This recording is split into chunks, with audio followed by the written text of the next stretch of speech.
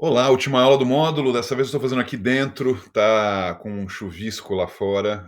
Eu estou na França.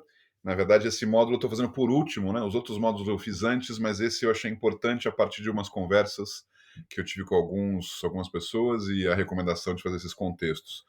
Você viu que eu tenho insistido muito na importância justamente de se saber a história, né? De onde a gente está estruturando o pensamento e que eu prometo para você que os próximos módulos vão ser mais diretos, né, mais focados em ferramentas, mas ao mesmo tempo também eu te peço que você não deixe passar batido estas aulas, essa história, que eu estou fazendo de uma forma muito tranquila, muito frugal, muito só para compor algumas questões em relação a isso. E nessa aula de hoje, então, explicando esse raciocínio, como eu disse, é a última, e ela compõe um conjunto de, eu diria que os últimos grandes referentes à estruturação do que a gente é hoje como civilização, como sociedade, né? Se a gente hoje é considerado cidadão, isso se deve muito ao que aconteceu nessa época aproximada, 1600, 1700, até 1800 mais ou menos. Tem muita gente muita coisa aconteceu nesse período. Volto a dizer, eu estou só pegando alguns, né, mais simbólicos nesse processo. E se for pegar alguém simbólico, nada mais forte do que esses dois. Eu não sei se você lembra disso na escola, eu curiosamente lembro quando se estudou isso em história e ficou muito marcado para mim. Eu lembro que eu não lembrava do nome dos autores, não sabia que época era exatamente, mas eu lembro que ficou muito marcada a ideia do bom selvagem.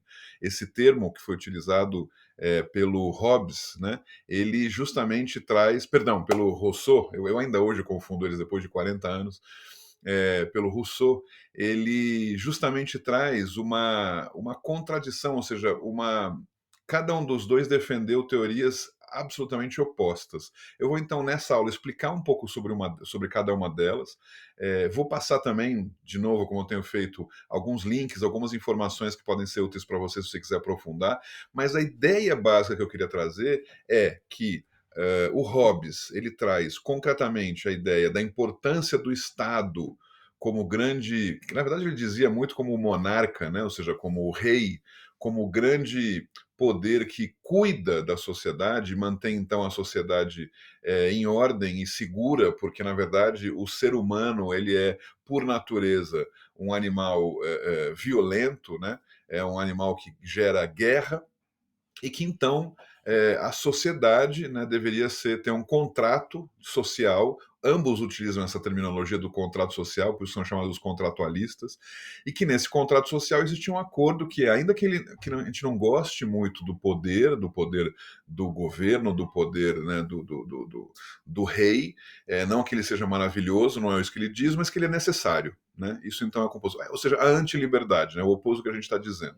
E, portanto, então, a visão de que tudo isso é porque o ser humano, na sua origem, ele é selvagem, mau, né? Ele gera guerra, ele gera violência. Bom, acho que menos de 100 anos depois, eles não foram contemporâneos um do outro, mas acho que uns 50 anos depois nasce o Rousseau, né? Hobbes inglês, Rousseau francês. Enfim, a história deles é fascinante. Eu conheço mais a do Rousseau, mas ele traz o oposto disso. É muito interessante. Ele defende a mesma ideia da ideia do contrato social, mas que esse contrato ele deve ser regido justamente pelas leis naturais. Eu acho muito interessante o que ele considera como lei natural. Tem um outro livro dele, inclusive, né, que fala justamente sobre a questão da educação. Ele tem toda uma proposta também educativa de como se trabalhar a educação no componente natural. De novo, não para trazer a criança e morar no mato pelada, não. A ideia dos elementos naturais, dos valores naturais. E tudo isso porque ele acredita que o homem por natureza, bom. Né? Então é o que ele usa a teoria do bom selvagem. Como eu estava dizendo, eu não lembrava muito desse processo, mas eu lembro sim que na história, nas aulas de história do, sei lá, oitava série, primeiro colegial, na época chamava colegial, ensino médio, né, hoje em dia, ficou marcado para mim essa ideia do bom selvagem, e lembro que rolava um debate, a professora de história soube lidar bem com isso, sem impor nenhuma ideia nem outra, e rolar um debate. E eu era o defensor do bom selvagem, e um conjunto pequeno de pessoas, mas a grande maioria dos alunos na classe eram defensores da importância de um Estado, de um poder que garantisse mais segurança, né, em contraposição, e que isso geraria uma paz. Era uma paz forçada, mas era uma paz como contida, né, porque senão tudo seria guerra, tudo seria destruição. Eu não sei qual que é a sua opinião especificamente. Eu imagino que, pelo fato de você estar ouvindo essa aula dentro desse curso que você comprou, onde se fala sobre liberdade, é bem provável que você acredite que essa liberdade ela é o melhor dos caminhos. E isso não significa caos, nem selvageria, nem violência. Agora, ao mesmo tempo, pode ser que você ainda não tenha clareza sobre isso. Pode ser que até então você defendia a sua liberdade independentemente da liberdade dos outros, né? Ou da liberdade do conjunto da obra. Você deve ter ouvido falar mais de uma vez, provavelmente, até várias pessoas fizeram isso nos seus comentários quando eu fiz pesquisas a respeito, de que a minha liberdade termina quando começa a liberdade do outro, né? Eu tenho certeza que você ouviu isso muitas vezes. Só que essa frase, ela é muito mais Hobbes do que Rousseau. É muito mais uma ideia de conter a sua liberdade do que exercer a sua liberdade plena. Como se efetivamente liberdade tivesse um espaço. Ou seja, é muito mais interessante imaginar que, se todos somos bons selvagens, se todos somos pessoas com a capacidade de articulação e de convívio harmônico, eu não preciso terminar minha liberdade onde começa do outro. Porque ela não termina, porque ela termina e compõe com o outro, né? Contém, a liberdade contém todas as outras liberdades, e eu não vou por isso querer matar o outro, cuspir no outro, xingar o outro. Não, essa é uma visão dessa ideia de que termina aqui quando começa outra, é muito mais uma visão de contenção, muito mais de contrato social, de uma dinâmica de que existe o homem mau, o homem selvagem, o homem violento, né? Então,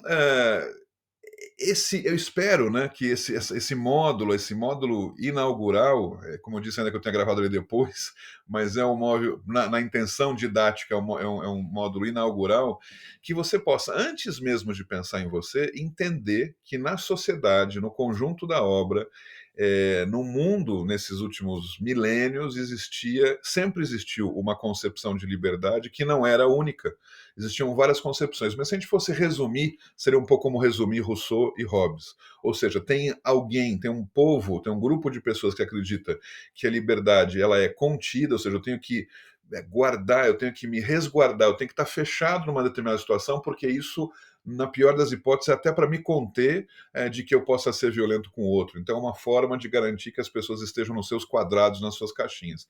E existe uma outra visão de liberdade, muito mais ampla, muito mais aberta, muito mais poética e talvez e muito mais harmônica, não sei dizer, mas que não vem à toa, não vem de sonho, vem efetivamente de uma ideia de que, se a gente for observar a natureza, ela é sim mais livre, ela é absolutamente livre, porque não tem nenhum componente que deixe de fazer com que ela seja livre. Não existe um Estado, um poder que compõe a liberdade, não existe uma posses, né? Não existem propriedades, não existem muros nem barreiras.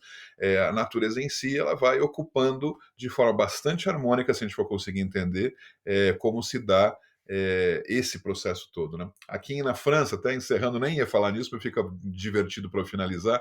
Aqui na França, onde eu estou, no sul da França, perto de Montpellier, eu tenho feito minhas caminhadas todo dia, e ontem eu fiz uma caminhada, evidentemente com o apoio do Google e dos mapas do Google. Eu tenho feito alguns caminhos por aqui, que tem alguns que me permitem, inclusive, sair da trilha, porque é tudo meio bosque, né? Meio vinhedo, né? Então dá para a gente se perder um pouco, e sabendo que não vai se perder fortemente. Mas eu fiquei admirado nesse bosque onde eu estava, que não tinha trilha nenhum, na quantidade de árvores moitas, galhos com espinhos. Ou seja, eu falei assim: olha, este próprio mecanismo da natureza me diz se eu vou para cá ou vou para lá, né? Então existe naturalmente uma forma de viver de forma harmônica. Eles não estão coisas assim: até aqui você passa, até aqui você não passa. Por que eu estou dizendo isso? Porque quando eu cheguei num lugar que eu estava aí sim já querendo sair já, porque já fazia um tempo que eu estava um pouco preocupado, estava muito perdido, e cheguei de novo numa estrada de terra, efetivamente, aí sim tinha a cerca humana, aí sim tinha uma cerca com os espinhos